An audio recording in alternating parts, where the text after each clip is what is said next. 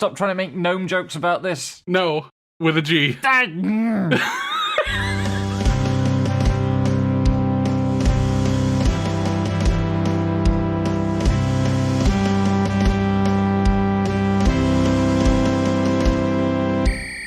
Hello, welcome to So We're Watching That Right, a podcast where two lesbians bully each other for having the same taste in anime. I'm Becky, scientifically certified best girl. And I'm Val, everyone's favorite harem protagonist. I've been on the go since 7 this morning, and we have a lot to get through, so apologies if this ends up either going a million miles an hour or rambling forever. But we could ramble forever just about this first show. Yeah, we really could. Watari-kun's blank is about to collapse, episode 18. Oh my god, so much happened this episode. And I think I want to start big picture, which is, at the core of Watari is an absolutely classic anime rom-com love triangle trope, right? There's a boy, he's in love with the princess of the school. For some unlikely reason, she reciprocates, and his childhood friend shows up to cause chaos, to disrupt it. And the very idea of a fandom war about best girl, about who is best girl, comes from that love triangle. Yeah. Right? Is best girl the childhood friend or the school princess? Yeah, and it's also usually, I've said this before, I don't know if I've said it on the podcast, but I've definitely said it before in writing. Usually there is a clear indication about who is going to be the winner based on the premise of the story. Yes. Because a lot of the times, a character is key to the elevator pitch of the show in the way that makes it very clear that they're going to win. And other characters are kind of playing catch up with them. Yes. That's not true here? No. Really? So so much has happening here. The thing that's interesting, and I'm setting up to talk about a particular moment in the episode that kind of rocked me, and it takes a lot of setup to get to. But quick rewind just a moment. It's a thing in a lot of romance genres that the identity of the eventual lover is going to be known from the outset, right? This is a thing that is kind of a stereotype about the romance literary genre. You know, the guy who's going to win the girl is on the cover of the book. Yeah. And that's kind of the thing we're talking about here, right? Where it seems like, normally when it's deciding between the school princess and the childhood friend, they're both going to be on the cover of the book because that's how light novel covers work. But as you say, there's going to be something in the premise to establish who's going to win. And that's why a show like Makeine is so viable, because that leaves a lot of destined loser heroines. Yeah, and I have talked about this before. A lot of those characters have second best girl syndrome, where they have to have more effort put into them by the author to make it feel like there's actual stakes. Yeah. And it's not a foregone conclusion. So those characters end up being a lot more robust and also a lot more beloved by fans. Yes, yeah. Which is where the losing heroine archetype has sprung up from, really. And in Watari-kun, Yukari, particularly with how she's initially introduced, we find out that she's got shit going on, but particularly with how she's initially set up, she feels like the empty vessel. And Satsuki's the one, it feels like this show is setting up a moral case, or almost like a moral case, that Watari should decide on Satsuki in the end. There's the depth of the tie, there's the depth of the pain that exists between them, and the confusion and all that stuff. Their relationship is toxic and dependent and deeply compelling, whereas Yukari is just a pretty girl whose problems are the problems of being pretty in a predatory culture. Genuine problems, but they don't feel like the problems that are going to win out in a narrative like this. And so in this episode, Watari is on the quest to find his aunt's old laptop. To find his father's old laptop that his aunt has sent him to get because there's something on it that she's worried about. And so he goes back to his old place, and he meets the landlady's granddaughter, Rika, who drags him back to her place and immediately comes on to him. The atmosphere switched in seconds to Chuhai Lips. And then she works at a girls' bar. Hostess Club, right? Yeah. And she took him to her workplace. He's too young to drink, but she took him there and gave him love counseling at the bar. Mm-hmm. While he got teased by the rest of her coworkers. Yeah, while he got teased by the rest of her coworkers. This whole bit was so surreal. What the fuck was she doing? Trying to help. Is that what she was doing? She did help, is the wild thing. Yeah. Because what she said was, I think you've already made your decision. When you said, I'm not going to date either of them because I love them both, Rika says she thinks actually Watari knows which one he wants to date. And she does this, like, which one would you save if they were both drowning and you could only save one of them? Thought experiment with him. Mm-hmm. And I genuinely thought that he would think of Satsuki. And he didn't. It was Yukari. It was her face that popped into his head immediately and unambiguously. Mm-hmm. And he didn't tell Rika which girl, but she said, you're totally dependent on the one you didn't save. Yep. Which if I was doing an internet quiz and it posed me that question and told me that, I would think that is called psychology. But it fascinates me here because if Rika is right, and if that test is right, and if Watari's leaning towards Yukari is genuine, what that tells us is that his unwillingness to hurt Satsuki is because of effectively a moral debt that he feels to her, right? Or a moral obligation he feels to her. Like, he feels like he has an obligation to her to not date Yukari. Yeah. And then framing that as a form of dependence of him on her, I think is piercing about a lot of the way that teen boys feel guilt about who they're supposed to date and give time to. Mm-hmm. I certainly remember feeling that a bit when, a couple of times as a teenager, I had a female friend that everybody sort of thought I was dating anyway, and then I fell in love with someone else and had to navigate out of that. And I definitely set some bridges pretty fiercely ablaze. Not a good scene. But that whole, again, it's just potent. Everything this show does is so powerful. And on Satsuki's side of this, she's left Tokyo. She's vanished from Watari's life. And Tokui has decided that he's on her side. He offers to date Satsuki, and she rejects him because she says it's a pity offer, which, with emotions, the law of non-contradiction doesn't apply. It could be both a pity date and genuinely he wants to date her. Mm-hmm. But she tells him no, and she asks him to, hide her departure from Watari. And as part of doing that, Tokui tells Watari that he's dating Satsuki. Yeah. And also, Watari barely missed Satsuki when he went to the older house because she went there looking for a particular photo of the two of them as kids. Mm-hmm. And she has a heartbreaking line to Tokui where she says, if I can just have the happy memories, then I don't need to still be in Watari's life. She wants the photo to preserve the bit of her relationship with Watari that she feels is positive. And she doesn't find the photo. The photo is not there, is missing. And then there's a 3-month time skip and Watari's on a date with Makina. Yep, who makes an appearance again for some fucking reason. And, it's not clear how much Watari thinks he's on a date versus this is just Makina saying it's a date, and how much it's a romantic date versus the thing that happens in Japanese and probably also American rom-coms where there are dates prior to being an item, which, this I know is a thing that is very different between British dating culture and dating culture in a lot of the rest of the world, so it confuses me. Hey, hun, I can't help. I didn't date anyone before you, so... I know.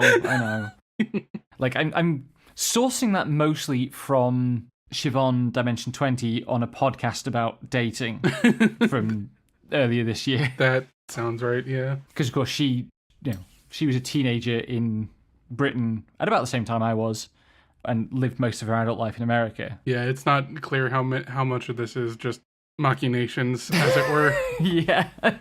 God damn it. Well done. sorry. I had been holding that in for like 30 seconds. I'm just glad you haven't been holding it in for weeks.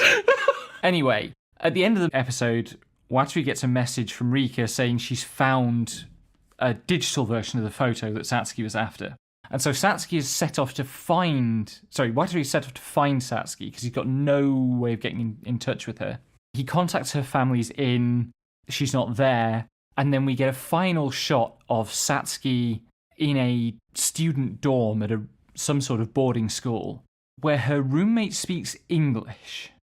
And I swear to God, if she's gone to England to get away from Watari... That would be really funny.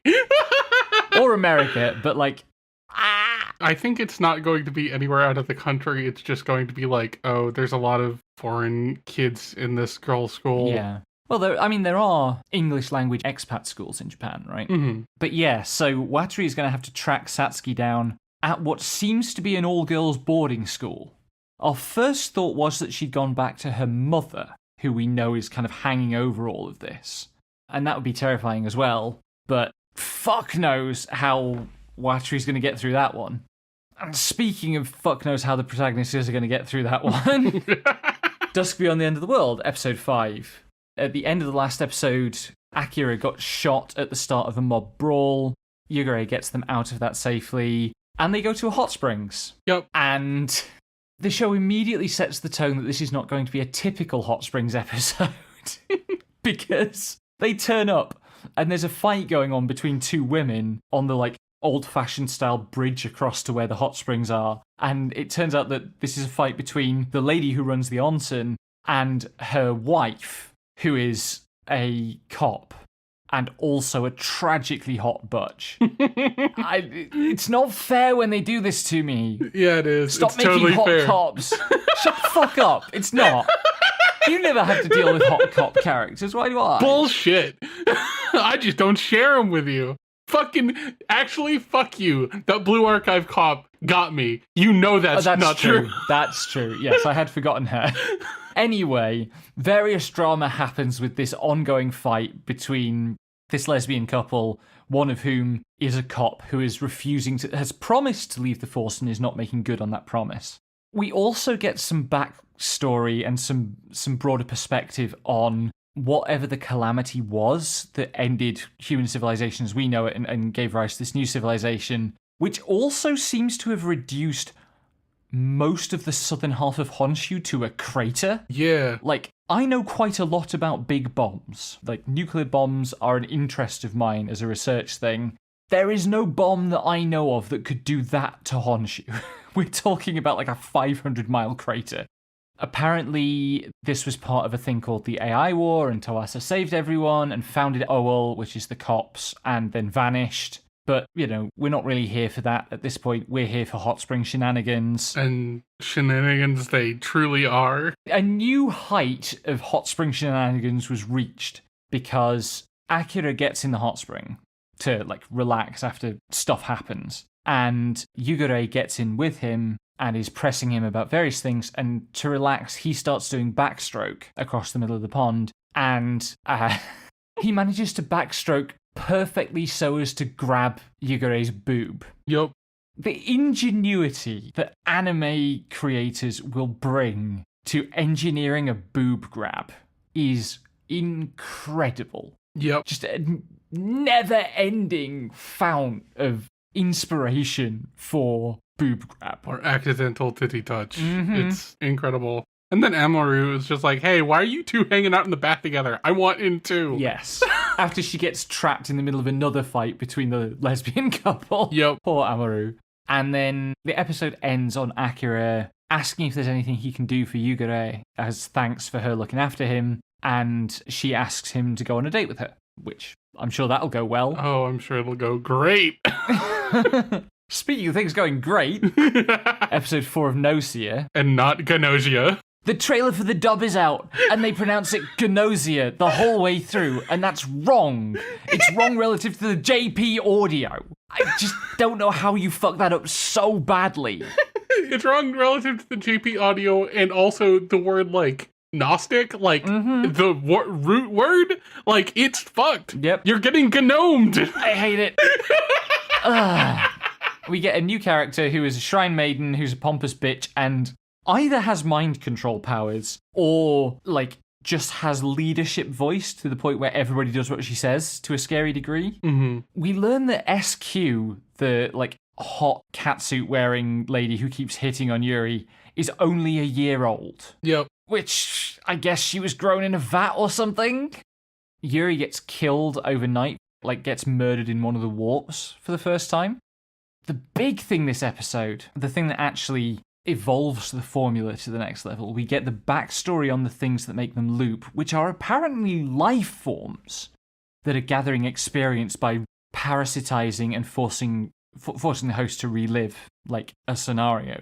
And, like, Setsu, in addition to telling Yuri all about this, reveals that they are a Gnosia. Mm-hmm. And these two immediately start talking to each other like tragic lesbians in a caffeinated otter story. A touchstone that will not reach very far beyond our, like, very small audience. Lemoy with 2 L's .itch.io or brain-implant.net, maybe, or co.uk, I forget, for some of the best lesbian fiction ever written by a cis man. But the way that they talk to each other, as soon as they know that Setsu is a Gnosia and Yuri isn't, like, Yuri asks Setsu to kill them at one point. Setsu is continually trying to push Yuri to expose them. Mm-hmm. How can I not ship it? Mm-hmm. But yeah, like that. I've been saying for the first few episodes that this is quite a hard show to talk about because it is so much just its premise. Suddenly it is not just its premise anymore. Mm-hmm. And then at the end of this episode, there are 2 new characters who've shown up, one of whom is the one who has a cat round his shoulders that in the OP can be seen demonstrating a, like, 8-foot-long telescopic neck. Yep. Fuck knows what's going on there. And speaking of fuck knows what's going on there, may I ask for one final thing, episode 6? So, at the end of the last episode, Prince Julius teased Scarlet about falling in love with him and called her his favourite toy, and she was about to kick the crap out of him for it. Mm-hmm. And this episode makes almost no reference to that having happened. Yeah. So I was really confused about what I was supposed to infer the status of their relationship to be. And you think you figured it out? I don't think it was something that needed to be figured out. Because, like, when they were in the slaver auction, Scarlet vowed loyalty to the crown so that she could beat the shit out of the minister. And then Julius was like, no, you need to vow loyalty to me because I want to have your loyalty now. And that was, you know, kind of romantically charged. Yeah. If he was wanting it to sound that way. But she does say that. And then they told her sister... Brother, yeah. Gender.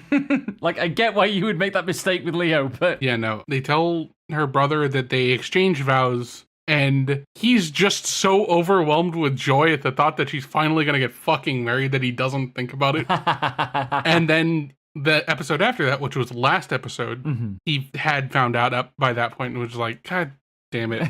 I was so goddamn happy for you. Yeah. And there was some of that tension, and Julius is playing into it. For sure. Yeah, 100%. But I think it is equally a way for him to toy with her because he finds it amusing. And also he might be a little fond of her as a person and not just a mess of bloodshed. Because, like, later in this episode, Julius tells someone else to back the fuck off. Yes. And grabs her hand and just kind of holds it for a while. And she's just like, hey, can you let go of my hand? And he's just like, boop. And drops it. I think it is maybe not full tsundere, but he is definitely being guarded with how he actually feels about her. Yes.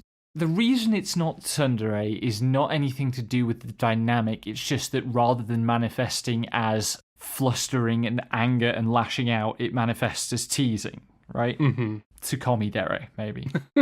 That's a stretch. Forget I said that. Anyway, great moments from this episode. This religious conflict is hotting up. And Scarlet and Julius go to the religious quarter to see Diana, the saint of the religion that is being framed as the good religion. And the followers of the bad religion try to shut her out. So she fights her way in. It comes to a confrontation with the head of the religious guards. Scarlet has already bowled over most of the, like, regular guardsmen.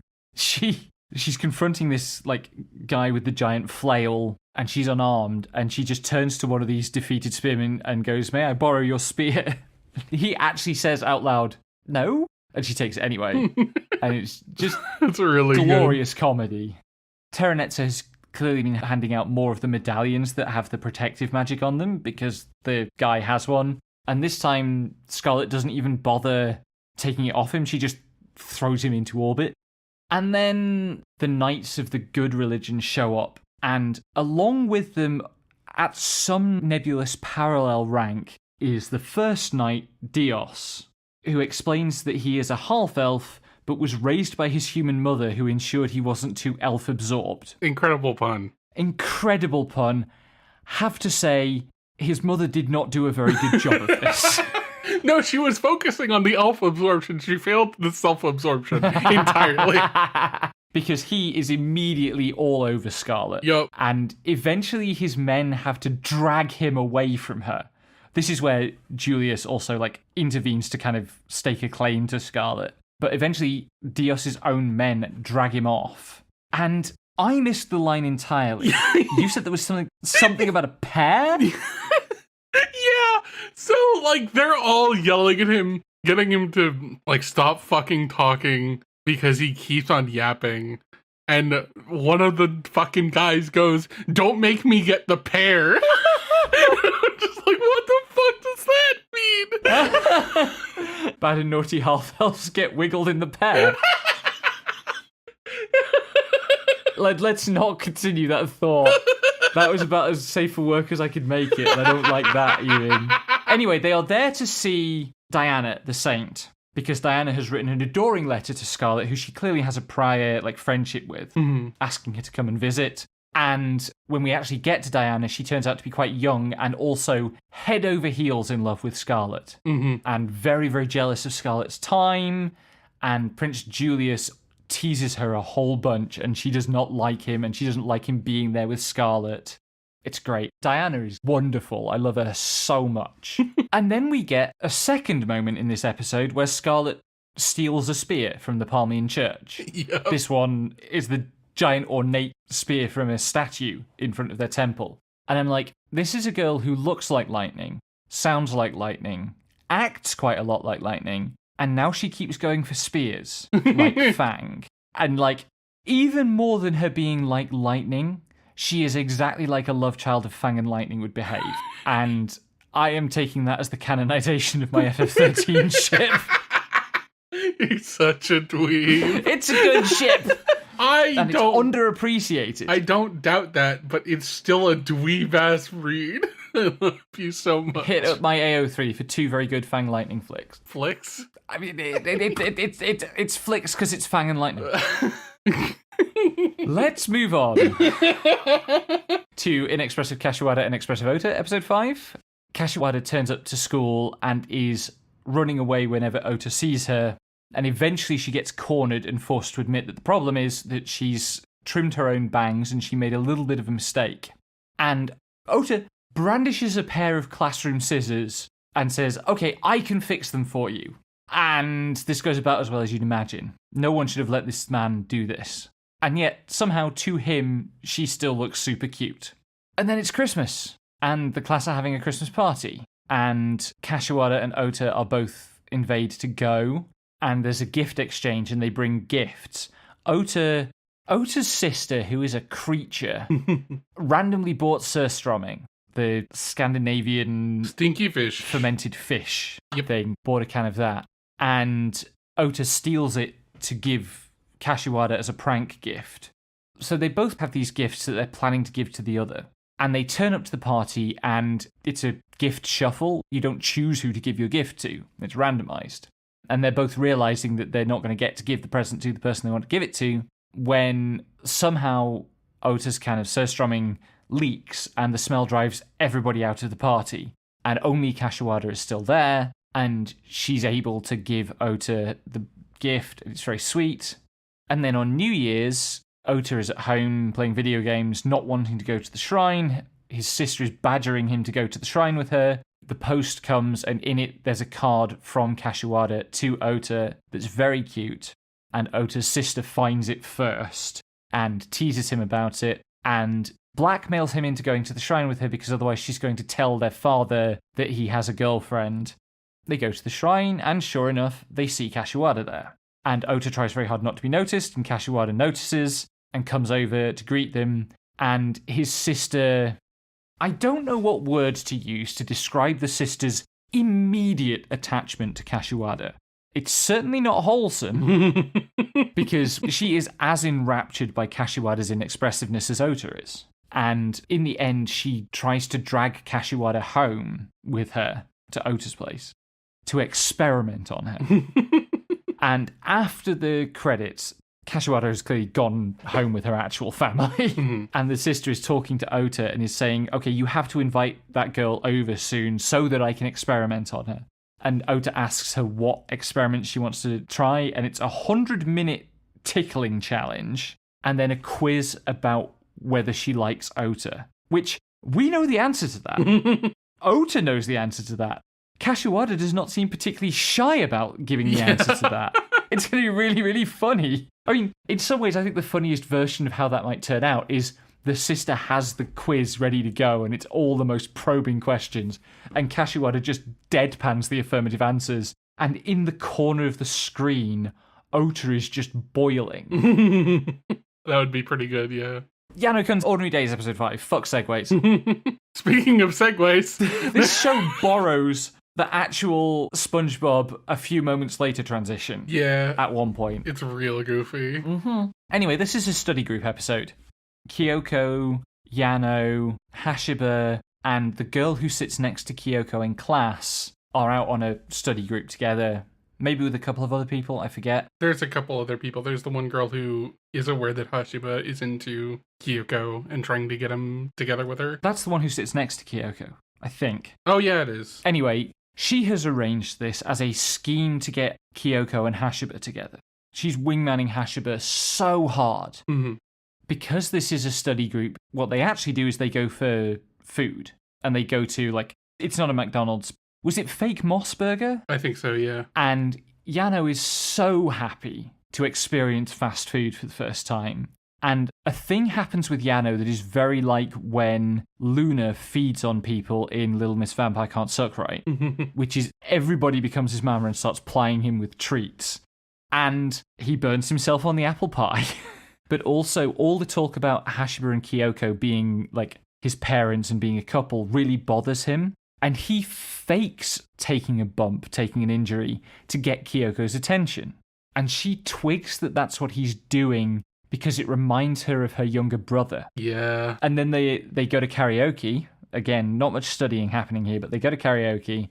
And Yano is starting to get worked up about this stuff with Kyoko and Hashiba. And like is going to get a drink. And Kyoko realizes something is up and follows him. And they're talking, and they seem to be reaching the point where they might actually communicate productively about something. And then a door opens and knocks Yano over into another door opening, which knocks into him.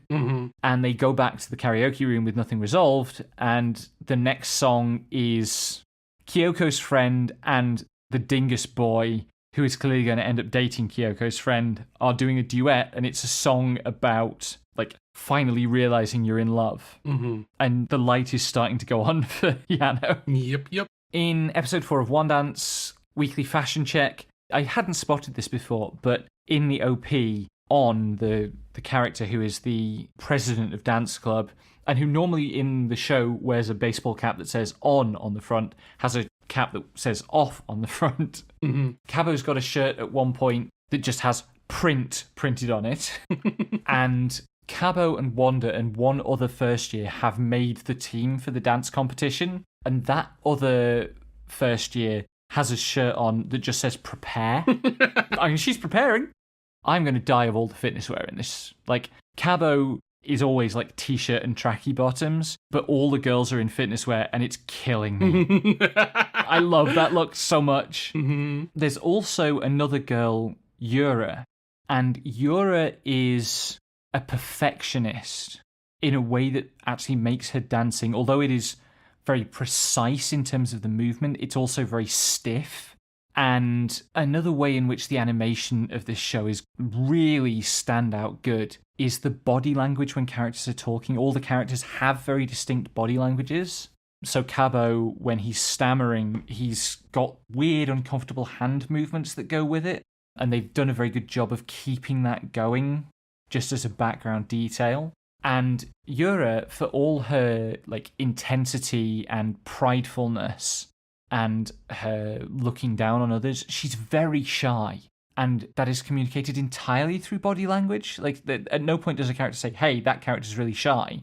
But she will, when she's admitting any kind of weakness, she pulls her ponytail across half her face and stuff. Mm-hmm. And she doesn't make the team, which she's super stressed about. But she realizes that she wants to practice with Wanda. She talks to Kabo about it. And the three of them end up making a practice video together. If you remember, one of the things that kind of broke Kabo was seeing a video of himself dancing in middle school.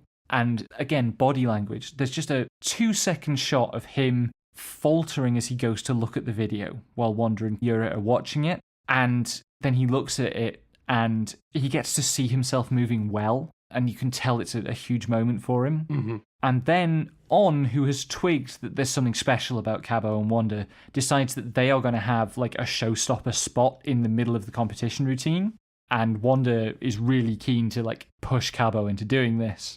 And there is the ongoing issue of the only other male member of the dance club, who's a second year, who is very, very good, but mostly dances a different style. And On is trying to get him to come back to the club and participate more, and is kind of dangling Kabo before him as bait of there's another good male dancer now, you won't be alone.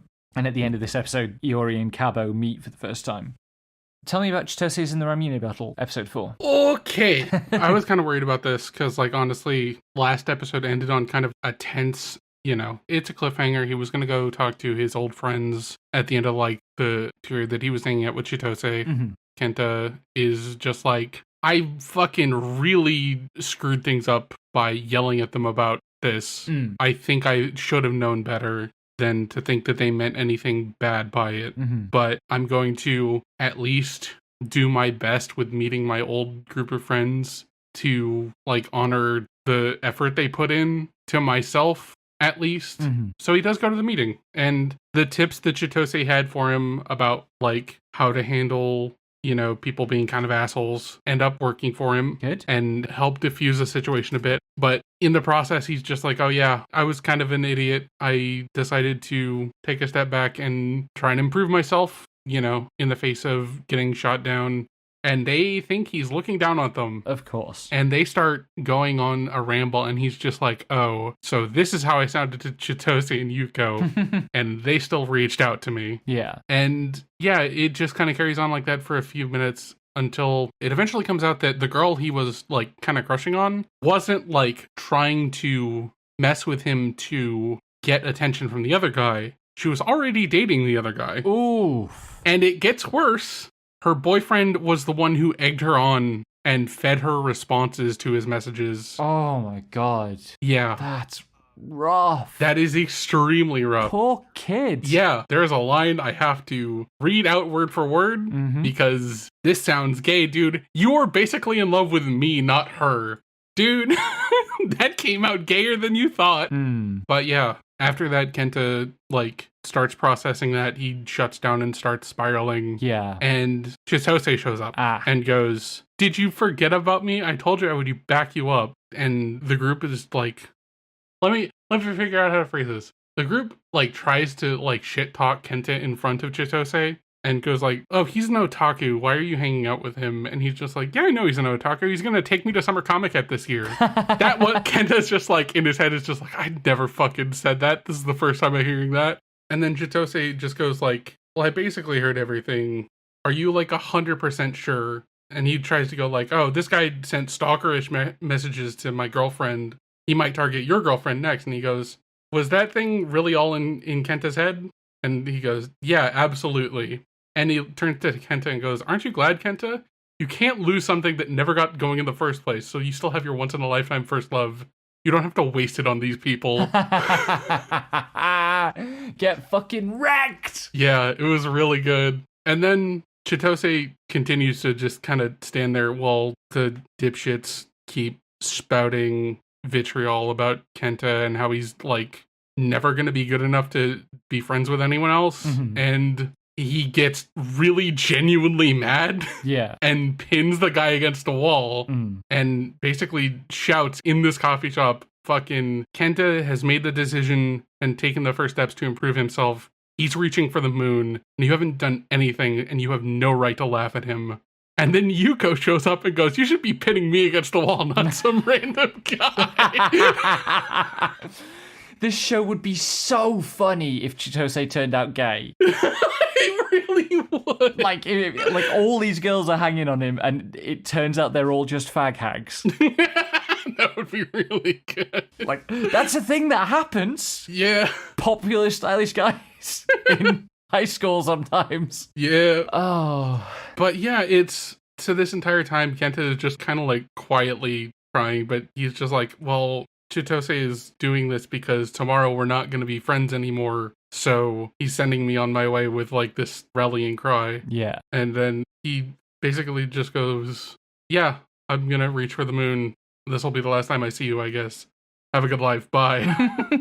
And then it cuts to the aftermath, and Kenta is still crying as they walk home. Aww. He cheers up a little while they're chatting, but basically Chitose goes, yeah, this is good.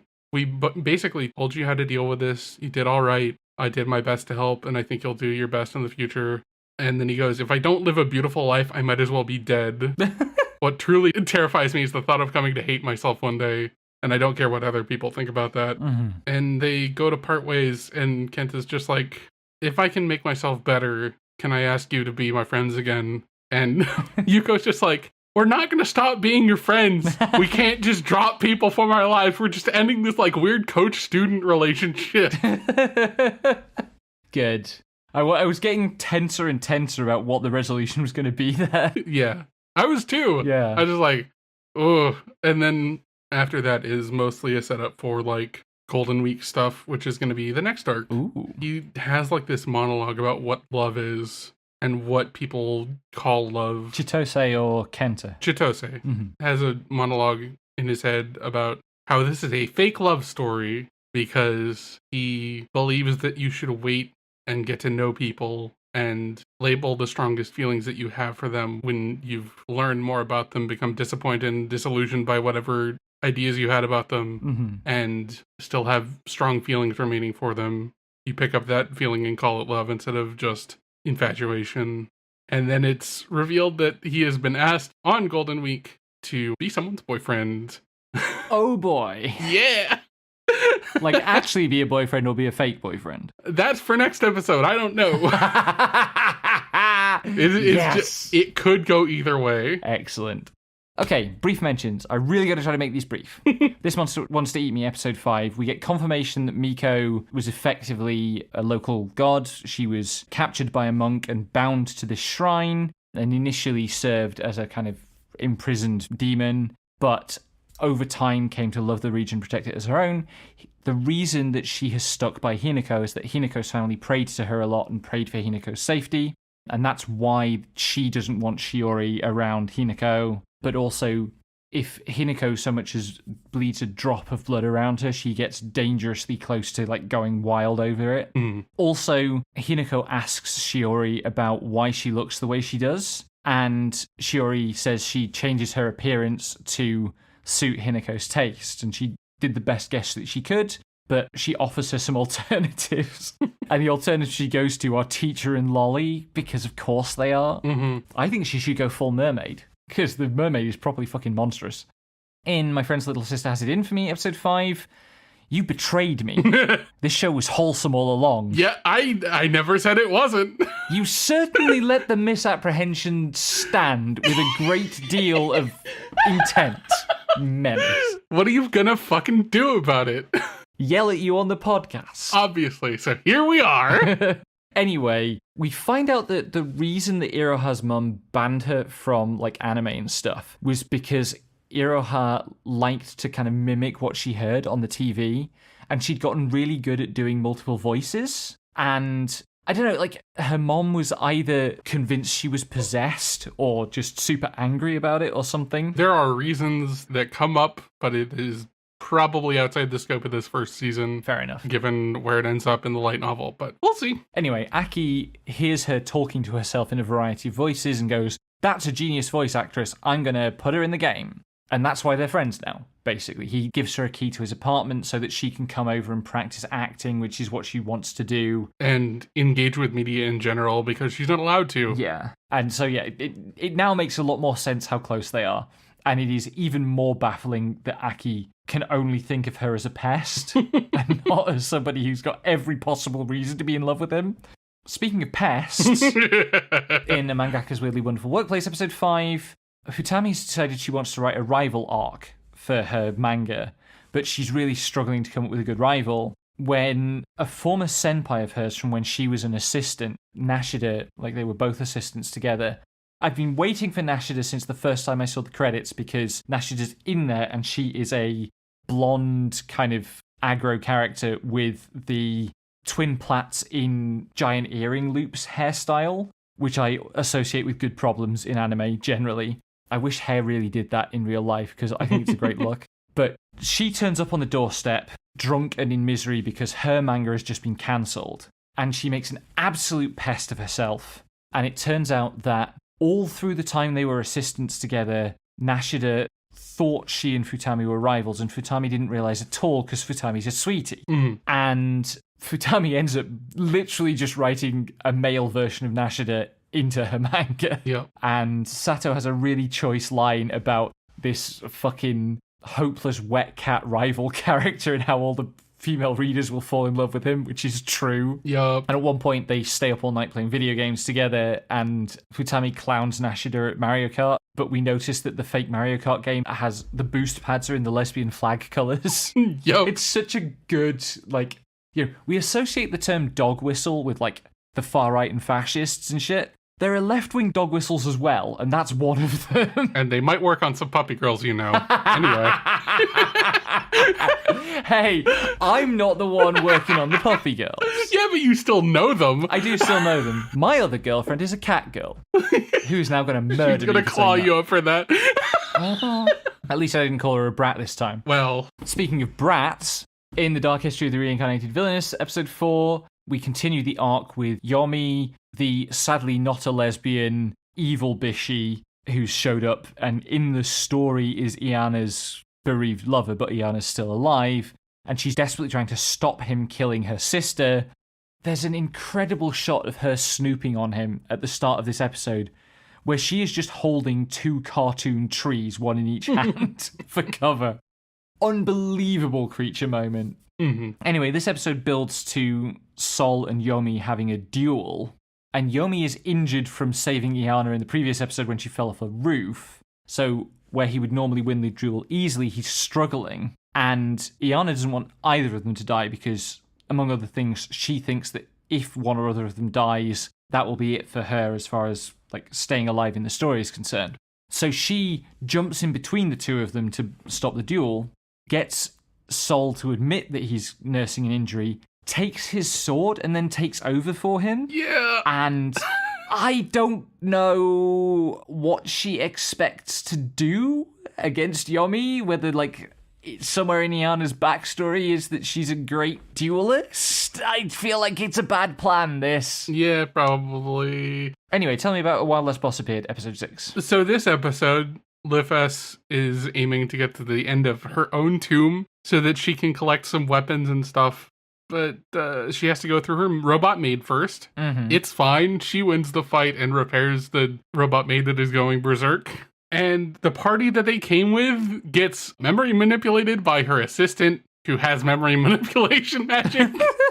And is just kind of glossing over that fact, you know, despite the fact that every time she has met someone from either Lufus or one of the companions that they're going to collect, they don't remember her. I wonder what's up with her. Anyway, they make it to the treasure room, and they're just like, okay, we need to go pick up some weapons. And Lufus is just like, oh, okay, go work on that. And Dina's just like, hey, put that down. we don't need that. And it cuts to Lufus just holding a shit ton of shiny nonsense.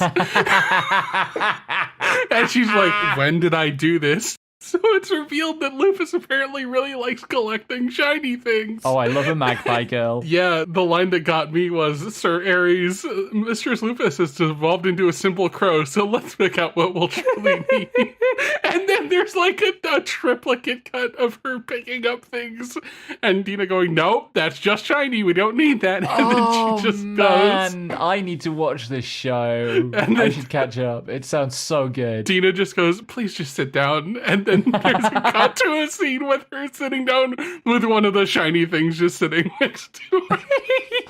It's really good. I love it. It's really good. And now they found out that the next companion that they're going to see is the Maiden, because it's the Zodiac, so it's Virgo. Mm-hmm. And it's an angel, or a heaven winged as they're called, who apparently decided to make a sanctuary for all of the powerless flora and fauna in a certain region. But that region was already populated by the rest of the Heaven Winged, so they got kicked out.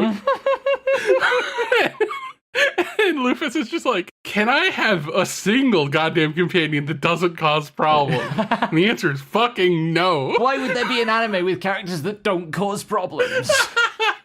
But yeah, the show's really good. No kidding. We can watch it if you want. Yeah, maybe we'll wait for it to finish and we'll put it on the docket for, like, rewatch. Yeah. In Past the Monster Meet Milady, Melfiera and the Duke are on their way to his kingdom and they have to stop for the night. And the Duke wants to put her up in a fancy inn in town. She insists on roughing it at the fort with him and his men because she is thrilled by the idea of being that close to where the monsters are. She gets to the fort and she realizes that the soldiers are not eating very well. Was it like rice porridge or something? Mm-hmm. Or like oats or something. Yeah. It was genuinely just slop. Yeah. And so she gets out a piece of monster meat, of the cured monster meat that they're transporting, and offers to cook it for them, and then has to convince them that it's going to be good and not just horrible because monster meat. It turns out that the Duke has tried cooking monster meat before with his men, and it's not gone well. But she cooks up a few quick samples for the soldiers who are with her in the kitchen, and the Duke shows up in the kitchen and gets jealous. Mm-hmm. So she cooks one for him as well, and he's pouting and refusing to eat it. So she goes, well, okay, what did my stepbrother's nurse do for him when he was 3 years old and would refuse to eat? And so she basically does give him the medieval version of the airplane routine, which does succeed in getting him to eat it, and it is good. But he does get his revenge because when they actually sit down to eat the meal, he insists on feeding Melfi for the entire meal because he's a brat. Yep. Anyway, there's a conversation about nicknames because he has started calling her Melfi at her request, but she still calls him Your Grace or My Lord or whatever. And he's like, we're going to be married. I want you to call me by my name or by a nickname. And she calls him actually by his middle name, Rogier. And he got so happy he had a surge of magical power and had to go hunt a monster. Which turns out to be he was up all night diving in the river to catch a giant monster fish for Melfi. Good shit. This show is getting cuter and cuter. It's really good. In A Star Brighter Than the Sun, episode 5, everything is very sad because Koki and Sae each think that the other has said they just want to be friends and is out of their league as a romantic partner. And Sae is really struggling because Koki has permanent bishy sparkles whenever she looks at him now. And all of this is kind of simmering along in the background while the class has to do the school's quote-unquote famous jump rope competition. And there's a whole thing about how Mio, the like autism girl, is really bad at jump rope. And so practice is really hard and they do extra practice with her. And she gets good enough that their team wins. They do, was it like 170 odd? 178. Jumps? That's wild. And somewhere in the middle of it, Mio learns a lesson about friendship and teamwork. Yep. In My Awkward Senpai, episode 5, there's a typhoon hitting, and they have a meeting. Kanawa and Kamigawa have a meeting for the project they're working on, and they go into work in the typhoon. They really shouldn't. And then they make it worse by walking from their office to the building that they need to go to a meeting at, with only umbrellas for protection, like they're not even wearing waterproofs.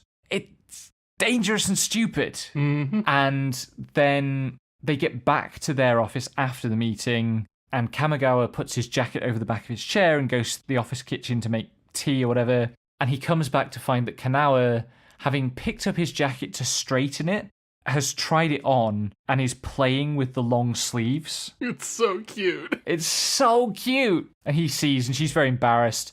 And then we learn that she's afraid of thunder. Mm-hmm. Thunder starts and she's bothered by it, and he does his best to console her. They play the shortest game of Shiratori ever.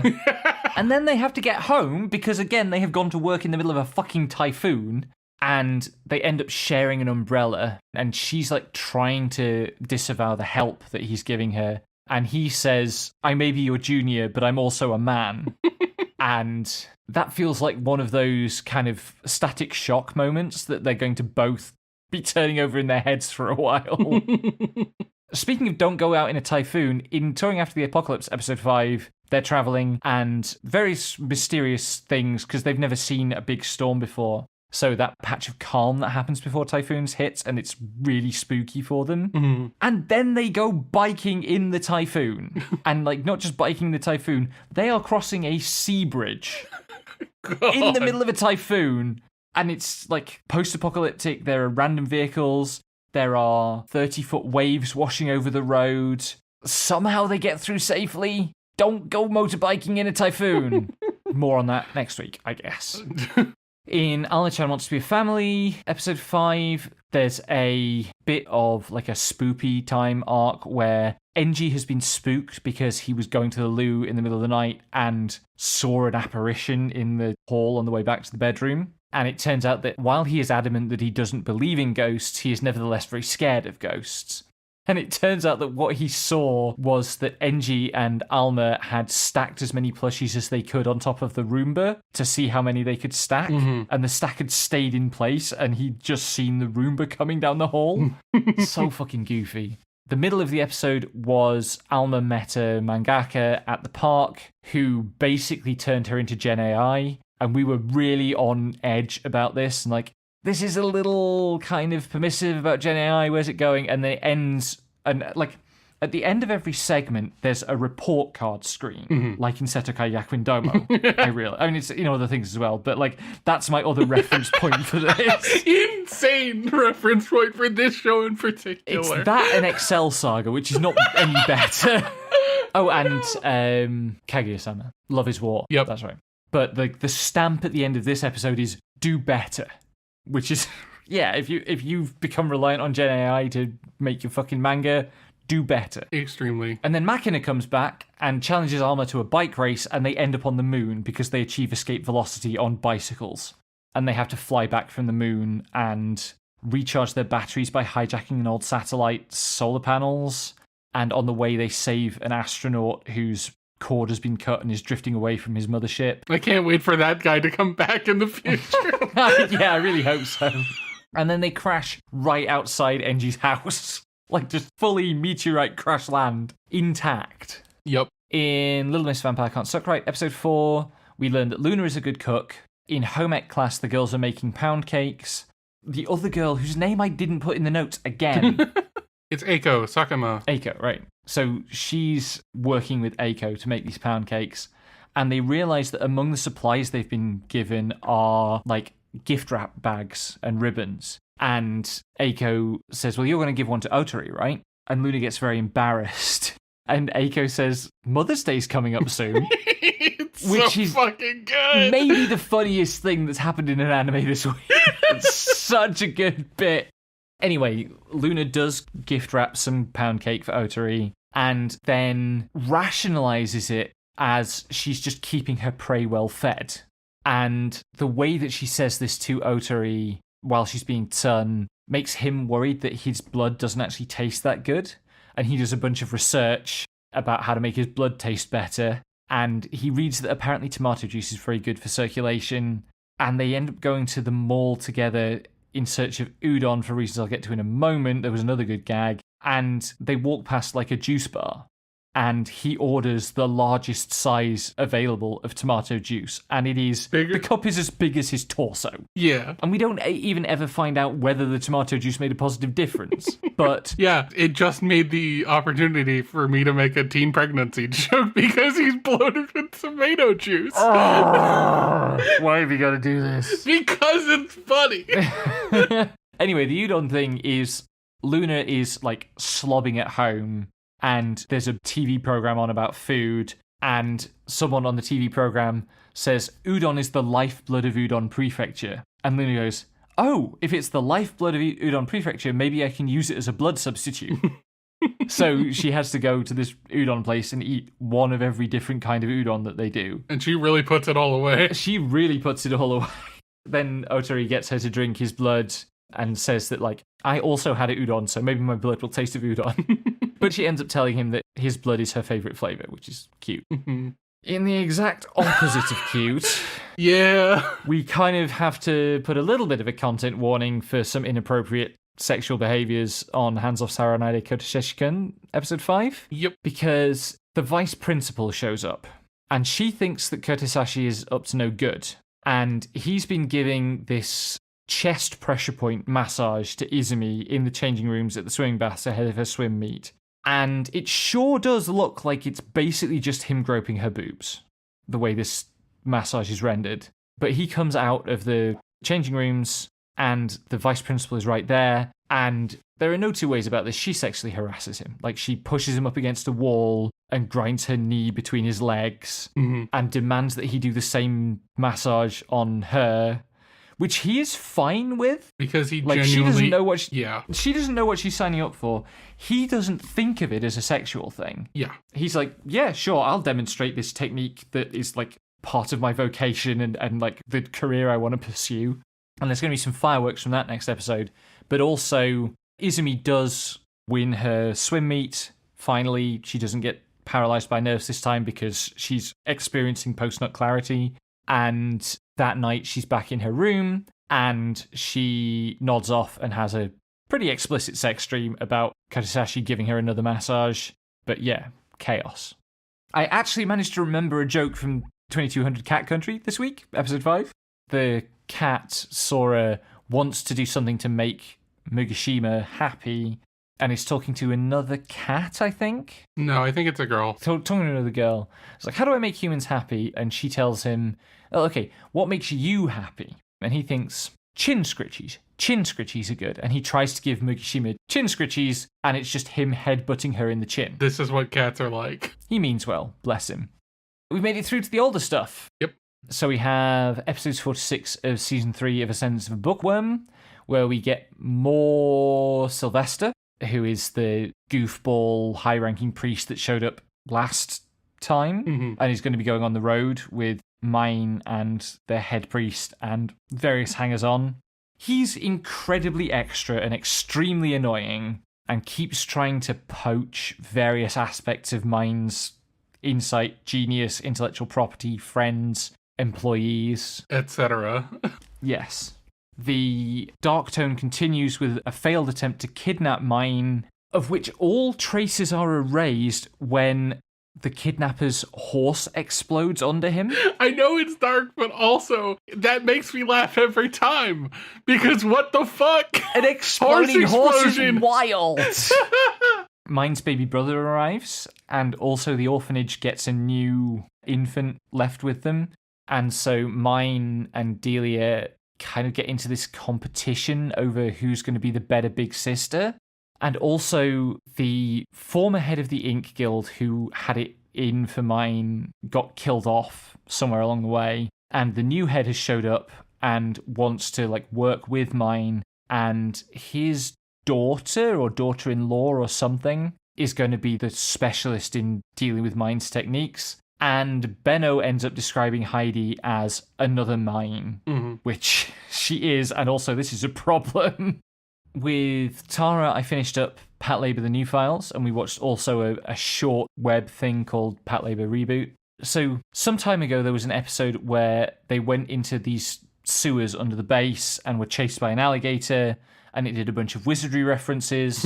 This time, a pearl has been found from the alligator that was in the tunnels and got captured, basically, and taken to a zoo. And they all become obsessed with this alligator pearl, which apparently is urinary in nature, which... A lot of this episode is about an alligator piss pearl, but the wizardry references get even more explicit. They go down and literally someone's daubed on the ceiling of the sewer, "Welcome to Proving Ground of Mad Overlord." So there's that episode, which is kind of classic PatLabor comedy shenanigans. And then the final 2 episodes get kind of really weird. They are all about Asuma, who is the main character Noah's handler. He has a surreal dream about his high school crush that very, very deftly replicates a bunch of iconic film scenes in which a character has a red balloon. And I couldn't place any of the things it's referencing, but it's clearly referencing a bunch of stuff. Mm-hmm. Then there was another episode of Asuma dreaming where he dreamed about Clat, which was originally introduced when another character had a dream sequence where they went to America to assist the American equivalent of the PatLabor unit, which is called Clat, and is basically the Thunderbirds. And now Asuma has a dream about Clat, but it's Japanese Clat, and they're fighting Martians, and it's an extended Ultraman reference. And Tara showed me the relevant episode of Ultraman, and it is blatant. And there's also a bunch of Thunderbirds Super Mario Nation stuff in there as well. And then the final episode is this really beautiful, gentle, melancholy thing that reveals Asuma's backstory. His father is really rich. He's like a CEO of a big company, but they're estranged because the father drove Asuma's older brother to suicide. And so suddenly there's this episode where Asuma takes Noah to visit his brother's grave. And it's beautiful. It's a wild tonal swerve, and it's where the series ends. Yeah. Very strange. And then there's Reboot, which was it's not really like a pilot, it's like a proof of concept for what PatLabor would look like with more modern 3D animation. And way more than any other mech show I've ever seen, PatLabor is about collateral damage. It's about the fact that if you have mechs fighting in a city, shit's going to get wrecked. And it was quite something to see that rendered with modern high-detail 3D. That was a big change-up. Something's a constant, though, because the unit has a commander, in this case a woman, but she is exactly the same in overall affect as Goto, the original commander of the PatLabor unit. There's a bit in this thing where the pilot pulls out their gun and aims it at the rampaging opposing mech, and his handler says, "No, you can't fire a gun in this enclosed and urban environment." And this means that they have to fight hand-to-hand, and it goes worse and more damage is caused. And at the end of the thing, the commanding officer just nonchalantly says, "We loaded all the guns with blanks. You could have fired as much as you wanted." Because that's how the show works. In The Wise Man's Grandchild, episode 10, most of this episode is given over to the tragic backstory of the villain, Strom. And I have to admit, by the end of it, I was like, blah, blah, blah, very tragic, blah. The circumstances are cruel that he's subjected to, absolutely. But they're also, I don't have much truck with people were cruel to this character, so he decided to be an evil bastard, generally. And this felt like a particularly trite example of that. Yeah. The cruelty was so over-egged, and the reaction so disproportionately horrific. But Strom has also accomplished his goal. He's got his revenge on the Empire that wronged him. But one of his lieutenants wants more conquest and is trying to provoke Shin to attack Strom so that Strom will have to kind of rise from his rest and fight again. We do get Org's ceremony confirming him as the Crown Prince. And in the middle of this, while Org and all their friends are standing on the balcony at the front of the palace being acknowledged by the people, word comes that the demonoids are attacking. And Org goes, "It's okay, we've got this special military unit led by the hero Shin Wolfheart, who will now tell you what the unit is called." And on the spot, he makes Shin come up with a name. It's the fucking worst. Which is how they end up being called the Ultimate Magicians. And it's cringe, and Shin knows it's cringe, and then they have to, Superman fly off to respond to danger. Yep. Org is a bastard. Yep. In Kimi ni Todoke, Season 2, Episode 2, it's Valentine's Day. It's very, very stressful. Sawako made chocolates for everyone, because of course she did, she's lovely. But when it came to time to try to give Kazuhaya his, she bottled out. And then Kurumi I feel like Kurumi has regressed. A little. Or maybe, like, the framing in the first season made me think that she'd grown more than she had. I think she has, but, like, she wants closure, because this is a once-a-year kind of thing, and it's the most recent. Yeah, Sawako sees Kurumi giving Kazuhaya chocolates, and is sort of hiding, and Kurumi finds her, and she's holding the chocolates that she wants to give Kazuhaya. Sawako is. And Kurumi asks her, what do you mean by those chocolates? Because Kazuhaya will not accept romantic chocolates. And Sawako tries to say that these are a thank you for everything he's done for me.